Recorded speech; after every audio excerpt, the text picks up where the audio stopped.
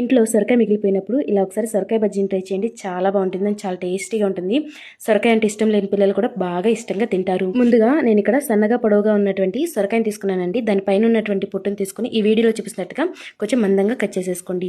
ఇప్పుడు ఒక గిన్నెలోకి 3/4 కప్పు దాకా శనగపిండి, 1/4 కప్పు దాకా బియ్యం పిండి, వాము, అలాగే టేస్ట్‌కి సరిపడా సాల్ట్, 1/2 టీ స్పూన్ దాకా కారం, 1/2 టీ స్పూన్ దాకా ధనియాల పొడి, 1/2 టీ స్పూన్ దాకా అల్లం వెల్లుల్లి పేస్ట్, చిటికెడు వంట సోడా, అలాగే సన్నగా కట్ చేసుకున్నటువంటి కరివేపాకు, 1/2 టీ స్పూన్ దాకా పసుపును కూడా వేసుకుని అందులో కొద్దిగా నీళ్లు పోసుకుంటూ పిండి అనేది మరీ పలుచగా కాకుండా అలానే మరీ గట్టిగా కాకుండా ఈ వీడియోలో చూపిస్తున్నట్టుగా కలుపుకుంటే సరిపోతుంది. ఇప్పుడు మనం కట్ చేసుకున్నటువంటి ఆ సొరకాయ ముక్కల్ని ఈ పిండిలో ఇలా ముంచేసుకొని బాగా కాగుతున్నటువంటి నూనెలోకి ఒక్కొక్కటిగా వేసుకొని మంటని మీడియం ఫ్లేమ్లో పెట్టుకుంటూ ఫ్రై చేసేసుకోండి.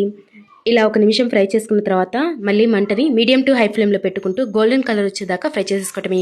అంతేనండి, ఎంతో టేస్టీగా ఉండే సొరకాయ బజ్జీ రెడీ. చాలా బాగుంటుందండి, పిల్లలకైతే బాగా నచ్చుతుంది. తప్పకుండా ట్రై చేయండి.